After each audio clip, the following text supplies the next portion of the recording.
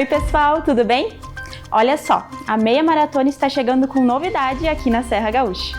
A 11ª meia maratona será realizada nos dias 26 e 27 de setembro e pela primeira vez o evento será dividido em 2 dias. No sábado acontecem as provas de até 5 km, enquanto no domingo serão disputadas as corridas de 10 e 21 km.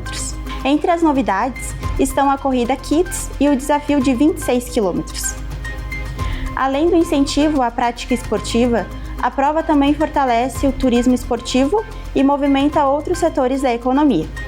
A competição distribuirá premiação em dinheiro para os melhores colocados das provas de 5, 10 km e meia maratona, além de troféus para categorias paralímpicas e o desafio de 26 km. Todos que concluírem as provas receberão medalhas de participação. Para saber mais informações e se inscrever nas provas, acesse o QR Code na tela. Tem planos para esse final de semana? Olha só que dica imperdível! O primeiro Fest Fatias acontece neste domingo, dia 2 de agosto, das 11 da manhã às 6 da tarde. Localizado na Praça de Galópolis, a entrada é gratuita.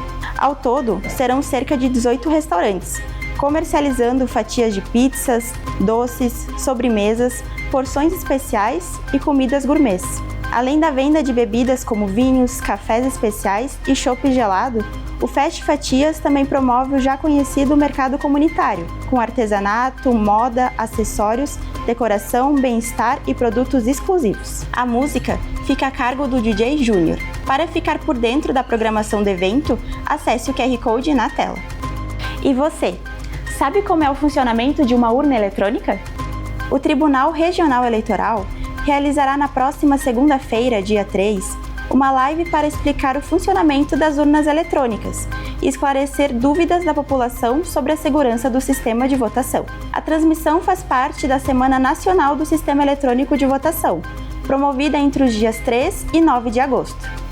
Durante a apresentação, um técnico da área de TI fará a desmontagem de uma urna eletrônica para mostrar seus componentes internos e detalhar como funcionam os mecanismos de segurança.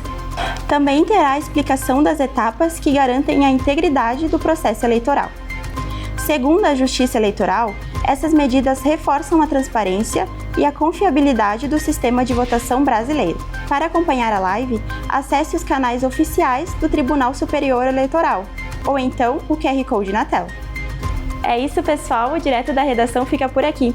Continue acompanhando essas e mais notícias da região nas nossas redes sociais. Um bom final de semana!